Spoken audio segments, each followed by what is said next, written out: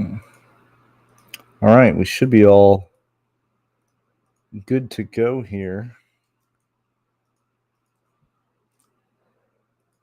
All right, and yeah, we are cool. All right, so what is going on, everyone? We're talking about the Chicago race here. We are an hour and 51 minutes away from lock. I appreciate the love of you guys here waiting.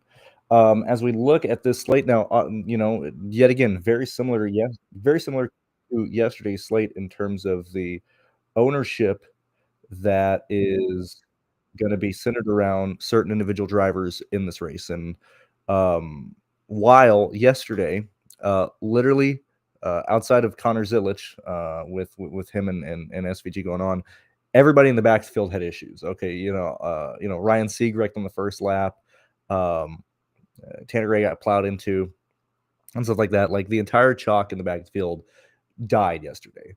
I'm usually, at least for me, like, hey, chalk indicates that they are very likely to hit their projection. They're very likely to work. I mean that's just how variance is in NASCAR. Now, there are several things to look at when we're talking about the race today. Obviously, weather is in the area with how impactful that'll be past them actually racing on stuff. What the hell is this?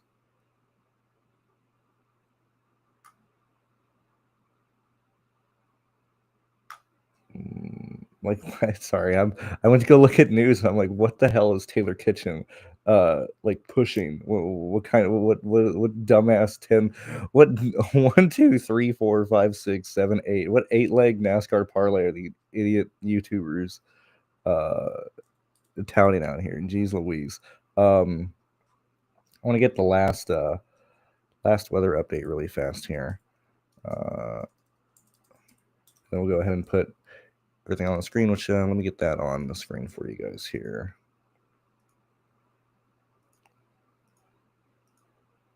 Go ahead and let this load. Obviously, now what we're looking at here are the individual Chicago races and then the scoring ranges and performances of the similar road course races that we have that are typically anywhere between the 60 and 70 laps. So we're, COTA, Indy, Mexico, so on and so forth here. Let me go ahead and check this last weather really fast here.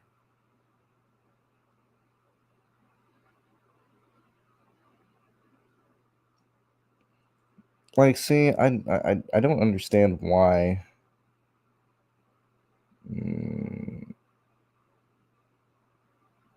I mean, I don't see a reason why we wouldn't get the entire race in. So I'm not too concerned about weather outside of the normal variance that it adds with obviously potential of more spinouts and crash and stuff. But let's go ahead and look at the practice data really fast. And again, this is all just dry track in the practice sessions and stuff. Now, remember that Hamlin, blew his motor on the first lap, and so all the guys who were in the first group, had like a incredibly long laps. That's why there's a huge gap here for a lot of these individual drivers here. But when we're just looking at who has speed at these tracks, okay, combine that with actually, let's go back and kind of work the way that I prefer to look at when we look at the performances of this year and the speed ranking of drivers at these road courses. And this is looking at speed rank is looking at where these guys are in terms of, regardless of what position they're on, how fast they are in these races and stuff. So your fastest guys in these races, and the Kyle Busch being up here could potentially have him I believe this might be him completely off sequence, because the other majority of this with SVG, Bell, Elliott, Byron, Chase Briscoe, Alex Bowman, McDowell, AJ, Ryan Preece, Ryan Blaney and stuff seems to be more in line. Obviously, this is Stukas' data that he pulls. I tend to look at different things, but either way, SVG, Bell, Elliott, Byron, Briscoe, Bowman, McDowell, AJ have been your best guys, okay? We would expect these individual drivers, yet again, you could do this with the intermediate, short tracks, whatever, but you would expect if you've ran incredibly fast in the road courses this year, you would envision them to qualify well and run fast in practice. When we look at the average speeds of everybody in practice, who's up here? McDowell, Byron, Elliott, SVG, Ty Gibbs, Larson, Bubba Wallace, AJ, so on and so forth. So it seems like, okay, William Byron and Chase Elliott have really good speed. It seems like you would want to play them regardless of where they play. Okay, they're starting the back of the field. I would absolutely, and yet again, this is just how I play. I mean, that's why this is my show. I can just tell you what I'm doing. I'm playing 100% William Byron and Chase Elliott today. Regardless of what happens to them, I'm going to play the fastest guys in this field. It was the same thing with SVG and Connor Zilic yesterday. Connor was the best guy in the field based on all metrics. Just went 100% on Connor. He was the guy like I'll pivot off of, or I'll do one-offs off of Ryan Sieg, off of Gray, off of these guys, but Connor was the guy that I went 100% on today. I'm absolutely playing 100% of William Byron and Chase Elliott. I would envision most of the field to do the same, or at least have both of these individual drivers over probably 50 to 60%, especially now. Personally, coming from the League of Legends streets, the F1 streets and stuff like that, I personally prefer the $20 entry for the main GPP over 15. Okay, that limits the amount of players. That makes typically when we're looking at and speaking of that, the main 20 just filled. If you want to have anything decent at this point, there is a secondary 20. But most of the contests are filled at this point. What does that do? Okay, that limits the amount of people who can max enter. Well, although max entering isn't the issue, because if you were spending 2,500 to begin with, going up to 3K is not an issue. But what this the specific player that this affects the most are people running mainly from like 15 to probably 30 lineups. Okay, that's pretty substantial increase here. So one, that's good because it makes people play less lineups. Two, it's less lineups in the contest. Three, it usually makes the chalkier plays bump up a bit in ownership. So like today, I would not be shocked to see William Byron and Chase Elliott. Like I would expect them to come in around like 65, 68. I would not be shocked to see them, if they encroach 70 in this new contest and stuff. Secondly, with that, we look at Hamlin and Bubba Wallace. When we look at where Hamlin is in these races here, we're going to go all the way down. We're going to find Hamlin here. Now, yet again, he only ran one race. He wasn't in Mexico City. Okay, his average speed rank in that one race at COTA this year was 23rd. Okay, so, Hamlin, who hasn't been a proficient road course racer in a very long time, and we can even bring just this up here, even if we're just using basic data. And I know at this point some people might be like, can you get on to the other guys? Like obviously, Bubba Wallace, Denny Hamlin, of course, like you expect to play these guys. But for me, determining who I don't want to play in the backfield is probably more important than anything at this point. Usually we would talk about this behind the paywall, but Bobby is still in Vegas right now doing his WSOP stuff, and I believe Sheets is not going to be here for a couple days this week, so that's why I'm not doing a a paywall show for these, just because if those guys aren't here, I'll at least keep this live. Anyway, when we look at just Hamlin's finishes at these races, okay, we're just looking at the last 6 races that he's done. Where has he finished in these races? Okay, 37th, 14th, 38th, 23rd, 14th, 21st. Okay, now obviously the 2 14 finishes are going to do pretty well, and we can even look at where he's running in these individual races and stuff. But for me, I think Hamlin is probably the one guy that I'm more than happy to not have ownership to. Whether it's, I haven't decided if I want to completely fade him or not, but I don't have much faith in Hamlin today. So yet again, when we're looking at where the chalk is back here, there's going to be a lot of lineups in cash. I would envision most people are going to play most of these 4. I would envision that most lineups in most contests, especially due to the salary constraints. Let me just make sure really fast here, because I have not entered my lineups yet. But if you are running, where are we at?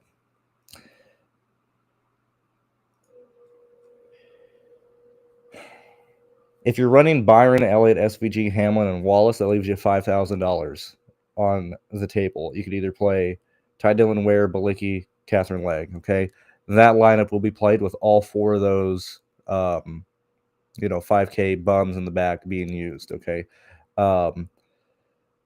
I think that most projection sources might end up, and actually, let me look at what SaberSim is doing here. I want to look really fast here. So where do they have Bubba compared with Hamlin?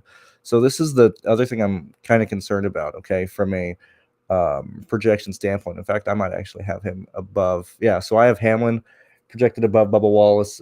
Most sources are having him above Bubba Wallace. And so if we're running, or if most people are running optimizers or whatever, I think it's going to prioritize Hamlin over Bubba Wallace at $7,100 over the 64.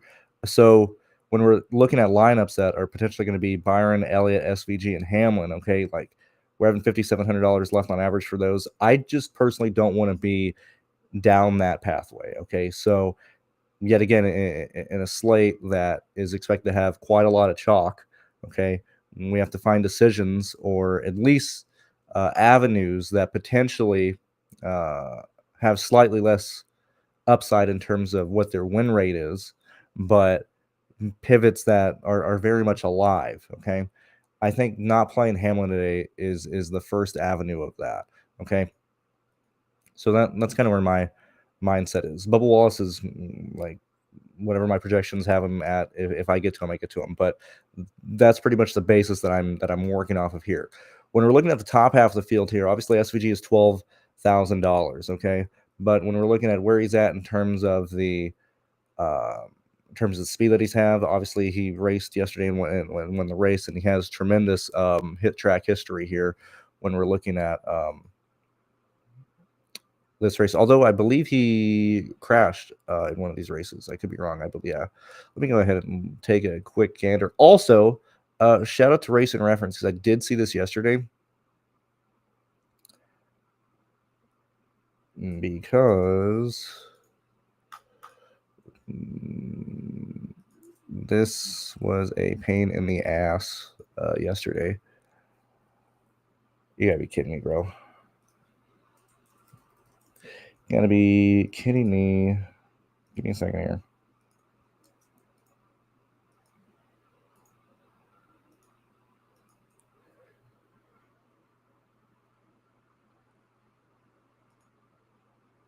I didn't think he would show up. Let me go on my history really fast here. So for whatever reason, they have him under 2 tabs here, and they're both incomplete. So just giving you a heads up there. If you're using Racing Reference today, their things are completely empty on SVG. So let me go here really fast. I'm gonna do it here.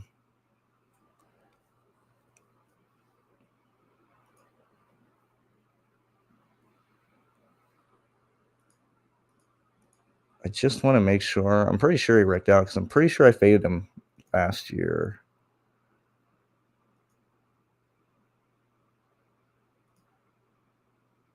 Did I get downloading? Yeah, I did.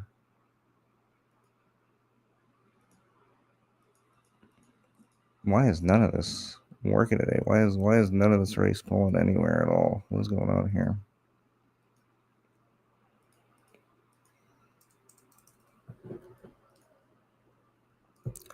What in the freaking world is going on here, dude?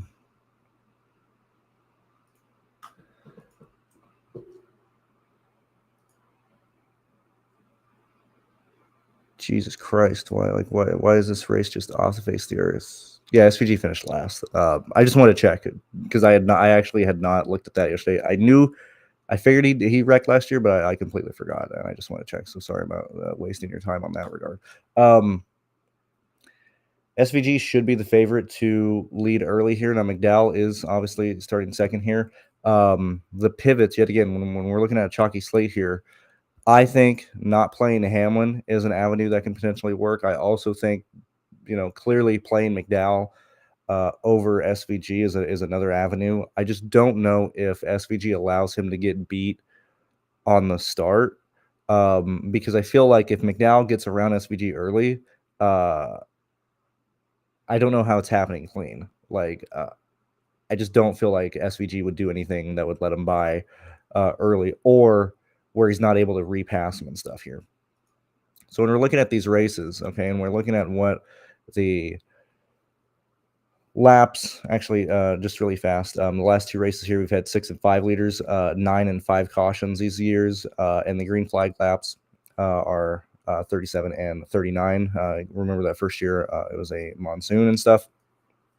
Actually, both have had weather and stuff play very much hand in the race, and obviously we're doing that again. We're doing that again this year. When we're looking at the laps led in these races here,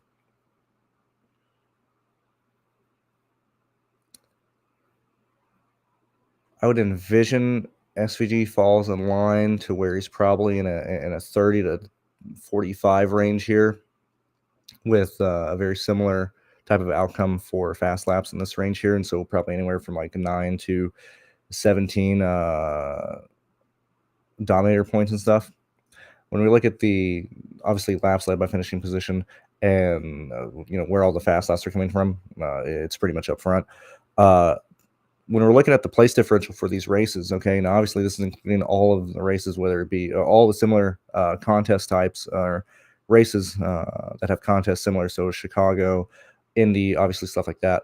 It's very rare that we've actually had 2 Hendrick guys in the back of the field like this. Now we did have at the Roval in 2023 with Larson starting 36, but it's actually really it doesn't really happen to where we actually have really, really fast guys in the back of this race that don't end up actually putting down a Q lap and stuff.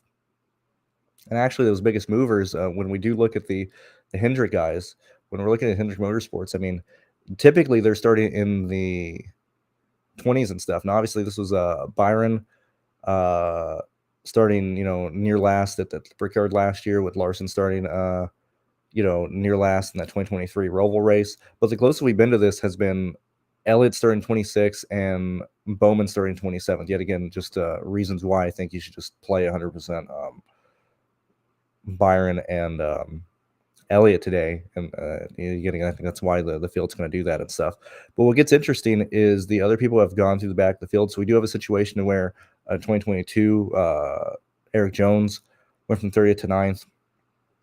But, I mean, really past that, I mean, Chris Buescher, Keselowski, like obviously we're playing these guys, but we just don't really have, when we're looking at the slate today, between any guy in the back of the field here, like who are good drivers or good plays in the back of this field here outside of these 4. You could potentially have Eric Jones, okay, but Stenhouse not really Barry, not really Haley, potentially Cindric at 78 and stuff.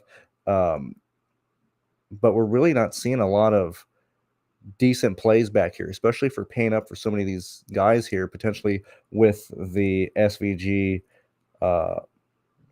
Elliott, and Byron type of play. Okay, so what is that potentially leading you towards? Okay, and what is the field potentially doing here? Sorry, I keep bouncing around here. When we're looking at what is happening with SaberSim stuff, which, yeah, this is SaberSim. I want to make sure here.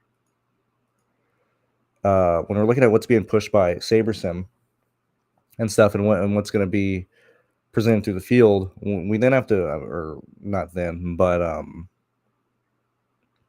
I think we're going to see one-offs in potentially the 20s or in the top 10 based on the salary caps that we are dealing with here. So just on SaberSim side, where's the field, or what is being projected? So obviously SVG, Byron, Elliott, right, Hamlin, Bubba Wallace, Ty Dillon. As stated, as I first started, this is a lineup that will be played. That's going to perform very well and everything. And this is a lineup that, understandable, it's going to have a big train. That's why you want to avoid it and stuff. But where else are we going? Potentially Cindric as a play here, or with McDowell. Yet again, we're seeing that a gigantic portion, let me move this here, that a gigantic portion of these lineups are using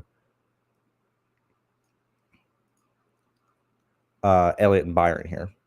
As we look at, or as we try and determine where else the field might potentially go, obviously we're seeing Cindric, Ross Chastain, obviously McDowell as the pivot off of SVG here. But everybody else, realistically, at least in SaberSim's top projected stuff, I mean, there's really no real lean on any favorite or on any specific play that's either good or bad. We're looking at very, very similar exposure rates between, really the rest of the field once you get past, these guys, just because we're at such a tight salary constraint here.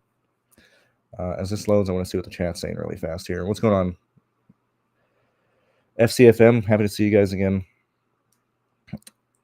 Yeah, dude, tons of saucy stuff. When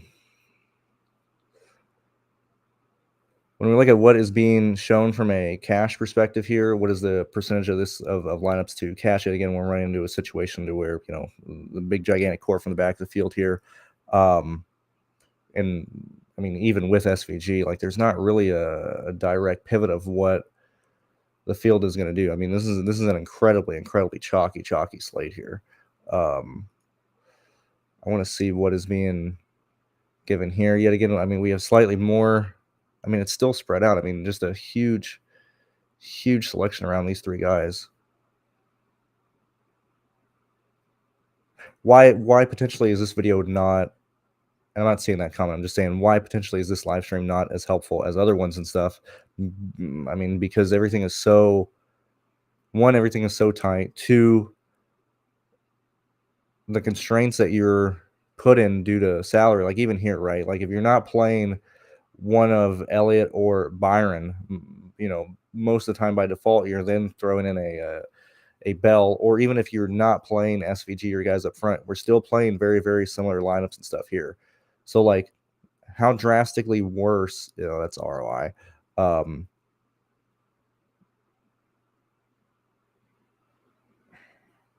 Just a tough slate to get different on. Unless the entire field, at least unless the chalky guys, die again. Yesterday, I believe the winning lineup had people like Kyle Sieg in it. I don't remember exactly. I do remember that the winning lineup came from a TrueDFS user, and then Sheets like finished third and stuff too. But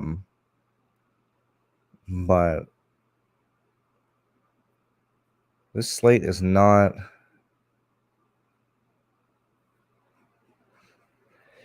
I don't really have much to add to this slate, man.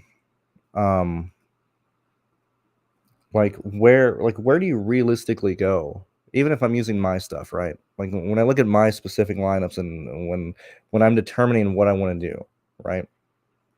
I'm playing 100% Byron and Elliott, right? Let's go through lineups that potentially look good that will still be owned with SVG, right? And then as stated, since Hamlin isn't really being shown a lot in my stuff, and same thing with Wallace, because I believe I got Wallace for like 38 points and stuff. I mean, like, I'm just not a gigantic fan. Although these might be more unique than I'm first guessing here. Like, even if you're using Bubba Wallace, I don't want to play Riley Herbst, right? I don't really want to play Cole Custer. Like, you're just in boxes that, like you might be able to do something with a lineup like this and get off of Balicki and stuff, but they're just all looking quite poorly. It even gets worse if you throw Hamlin in there, because obviously then we're just dealing with like bums in the 5K range and stuff here. So like from a tournament perspective and even a build perspective, I think you have a much more likely chance to build lineups that aren't going to be as duplicated if you don't use SVG. Now, yet again, they're going to score way more poorly, and you're going to be taking a lot more risk because you're going to be playing a lot of guys in the mid-range here, which is kind of a danger zone. I mean, when we look at where guys specifically should look at, and most of this is based off the speed ranks that we have seen this year so far, right? So like Briscoe, for example, really decent speed. Like Briscoe should maintain his position in the top, 7 all day based on speed. I just don't see an outcome to where he's not within, 36 to like 41 points, right? So like this range here is very, very concerning for me. With how difficult it is to pass here at Chicago on a normal day. Now, I do want to talk about one thing that has happened at Chicago quite a lot. Let me just go and bring the Chicago races up really fast. Let's go ahead and look at the 2023 as well. I specifically want to show everybody what really can't be projected for, but has happened in these races here. So obviously, these races were shortened due to light and weather, obviously, and stuff. That's why we're running 75 laps here, because the first year we had no chance getting to 100. But when we look at the running position for this race, right? You look at somebody like Justin Haley, okay, who like couldn't pass at all in this race all day. Like it was very, very difficult to pass. You look at Shane compared to where he was running at. Okay, very little movement in these races in terms of where they're actually running. Okay, we get a yellow at the start, no reason to pit here. We get a yellow before the stage, right, and so on and so forth. And then we get the end of stage 2 here with a yellow flag and stuff. And then during this yellow, it was related to the drivers that this race would not be restarting. Okay, so everybody who pitted in this range here, pitted for fuel, expecting to go to lap 100. Everybody who stayed out, Justin Haley, for example, and really a lot of the people who finished up front in this race, who were running in the back of the field for a good portion of it here. So, like, if we're looking at specifically at Cindric and Haley and stuff,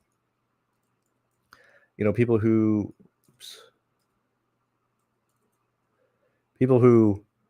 started in the back of the field who like couldn't do anything got saved in the situation here, right? The entirety of this race, like if we look at lap, and this is a perfect example of this, if we're looking at lap, we use 37 at this point because it's far enough out to where people aren't pitting early for the stage. But we look at the difference in scoring between we'll do 37 and we'll do 71, right? We'll do 72. So we'll look at 37 and 72 here. So why am I doing this? Okay, because in like the race like this today, okay, and yet again, we did have some yellows and stuff, but you're noticing that a good portion of the people who are scoring decently on DraftKings are all based on pretty much starting the top half of the field, right? And then look at what number did I say here? With all the much more place differential coming through late in this race due to where that yellow came out and where everything was due to the race ending shortly, this race came down to a lot of place differential coming through. We look at last year's race, okay, and yet again, the first year, big asterisk of, NASCAR said the race was ending early, okay. We then look at, we'll use Bowman for an example because he was off sequence with the field here. Yet again, somebody started eighth, really not able to really gain or lose any positions. Obviously, we have the yellows and stuff here, and then obviously gets off sequence with the weather that was happening all day. Okay, we then look at people coming through the field like Priest, Stenhouse Jr., Gilliland, who didn't really have a true snowball chance in actually getting through the field at all in terms of speed. Although at this point he did move through the field. Although we had that big crash as well. But this race has come down to place differential who, we'll even look at all of these guys really fast here. We'll look at Priest, Gillen. We'll even look at Byron here.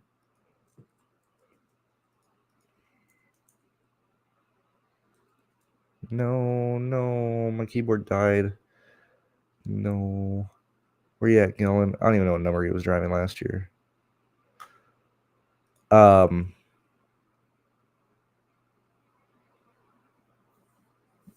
Like, hell, even Gillen's on the opposite side of that to where he lost positions late in this race here.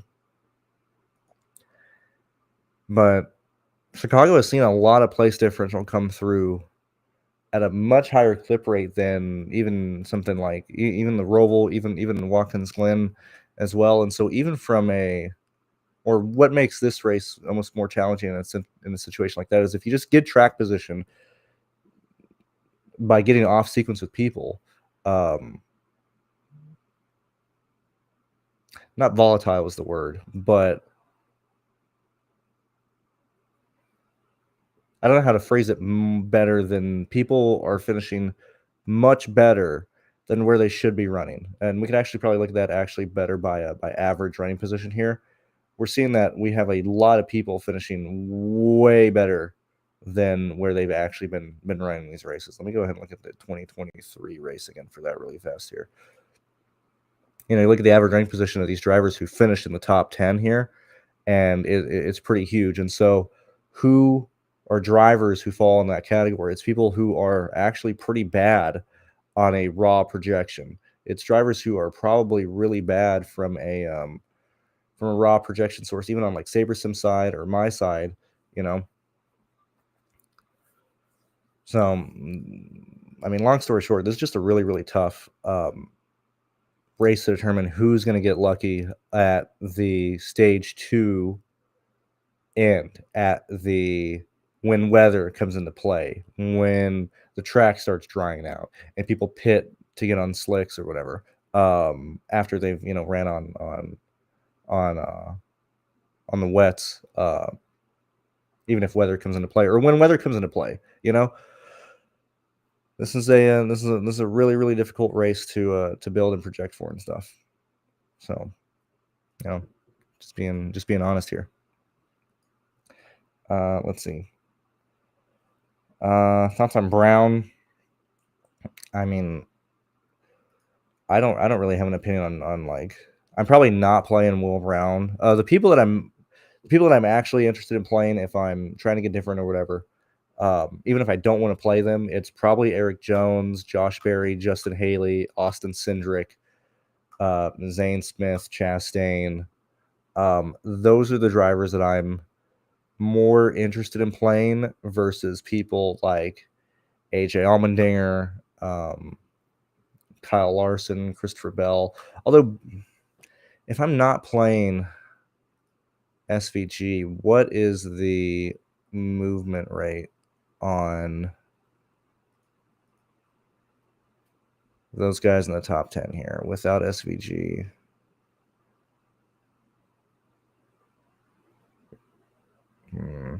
Very, very, very unfortunate. This one seems like Bowman's a really good play.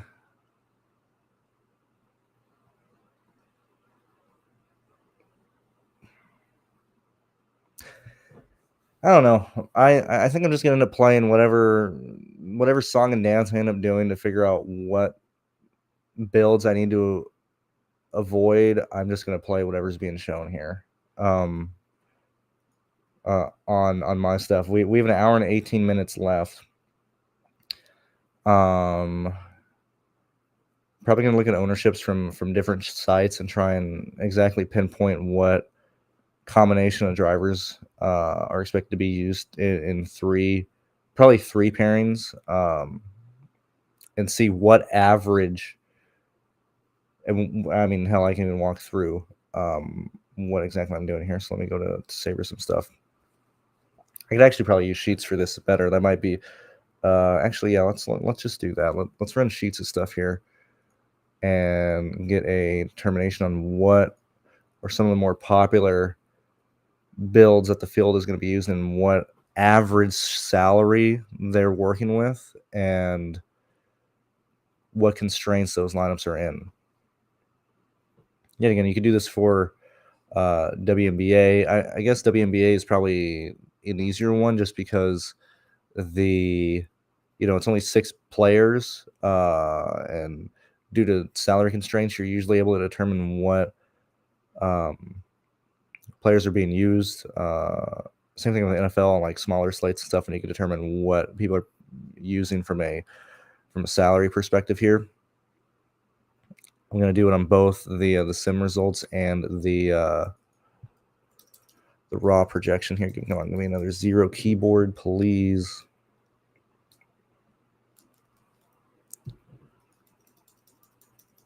I will say if things don't get stupid, SVG, William Byron, and Chase Elliott lines are probably going to be scoring very, very well today. Come on, give me one more. Give me one more 0, dog. Whatever, we'll work with 100. Or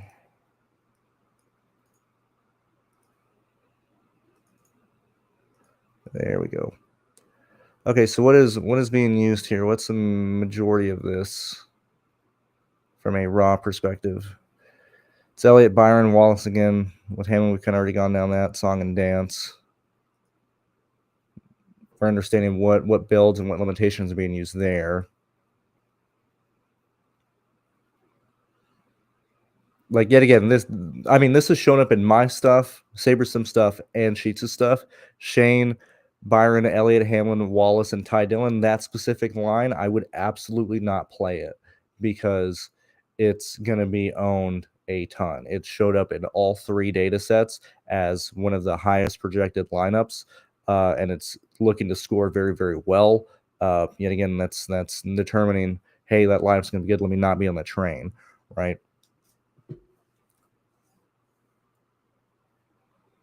Potentially lineups like this as well could, well, maybe not the Nemechek, but like lineups that are fading SVG, okay, that are only using one of these guys here. I think this seems like a build that potentially but can do very well, and that is coming off of the major owned like trains and stuff that we're dealing with. So like this is a build that I would investigate further to determine who I'd want to use in terms of like a 1v1 on a Nemechek or potentially potentially just doing a 1v1 on Nemechek here and stuff. I think these are once we get past the trains and stuff that we're expected to play against, I think these are the lineups. Like this lineup here, if you can't read it, says Bell, Byron, AJ Allmendinger, Chastain, Wallace, and Nemechek. That type of construction, that type of build is what you would then potentially be competing against for like a real profitable day.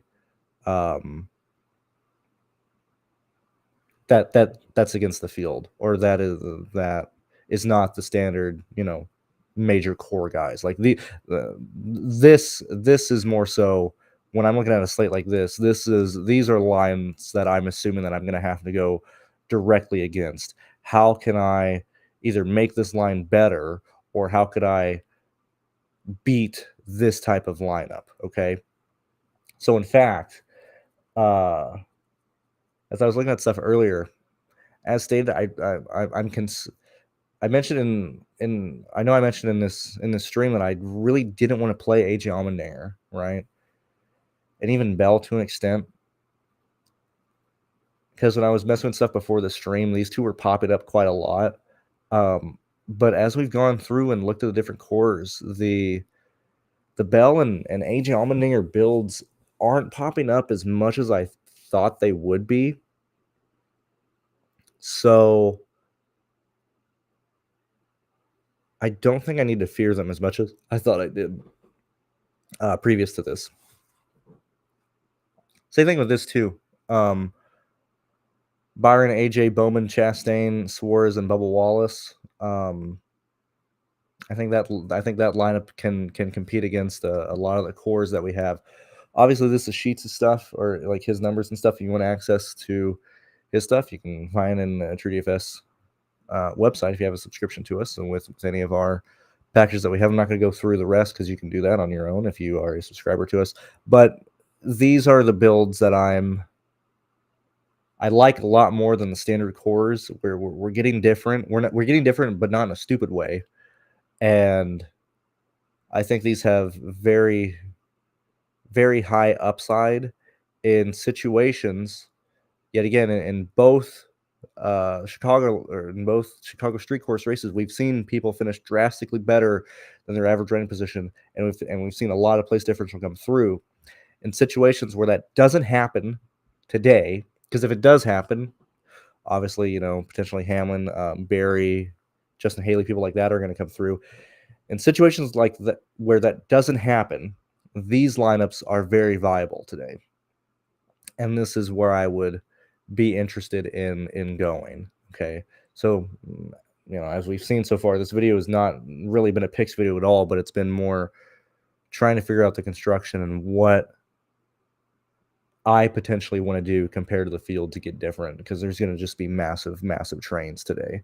And this type of stuff is I'm very interested in builds like this. I will tell you right now, just because they're on screen, I never play lineups that I show on screen from a safety perspective from my point of view on my own account.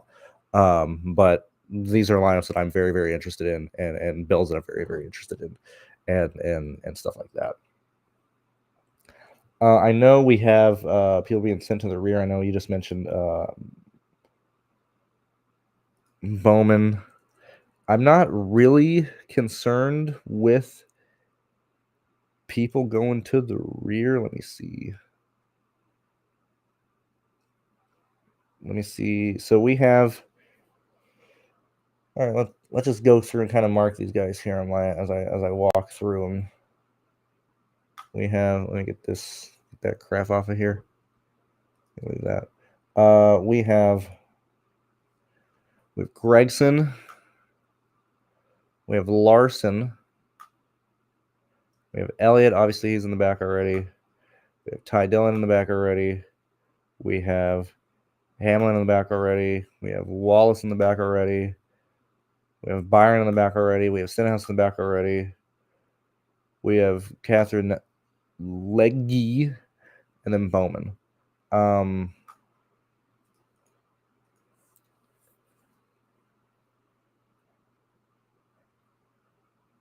I honestly would not change a single projection for any of these guys.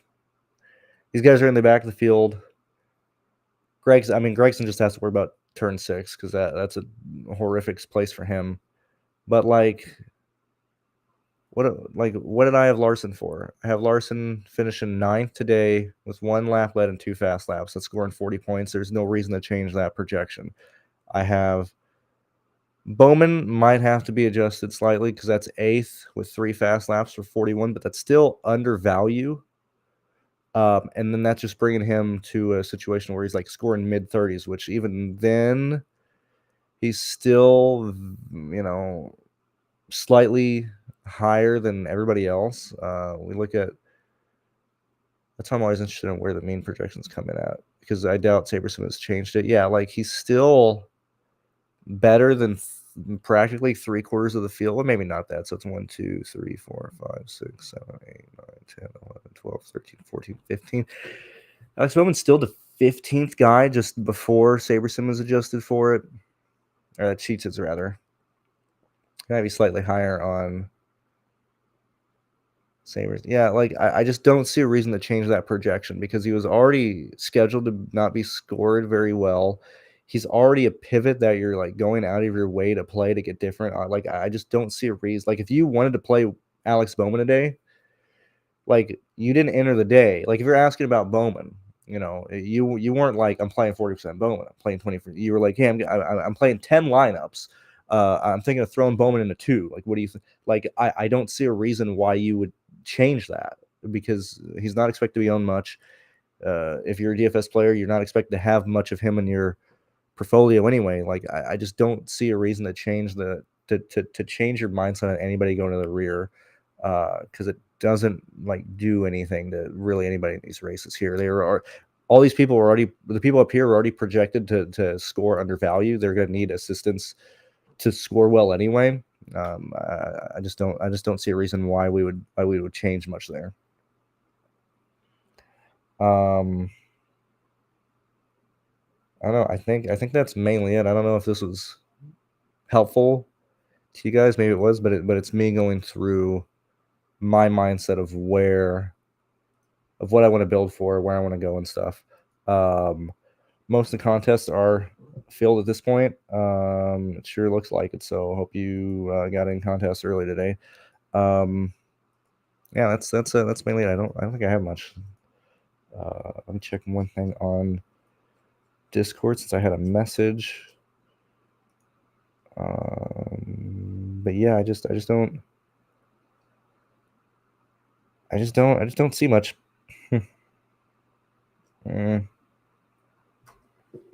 Tough slate.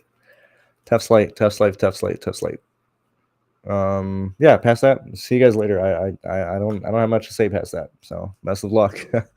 And we're all in the same boat trying to figure out how to get different without getting stupid, and letting whatever late race thing is going to determine a lot of track position for the last 10 laps and stuff. So I think yet again, going back to how I started, I'm going to play 100% Bowman, not Bowman. I'm going to play 100% Byron and 100% Elliott, and figure out the rest of the slate from there. And I assume that's where a lot of people are, but that's where you got to be at. See you guys later. Bye-bye.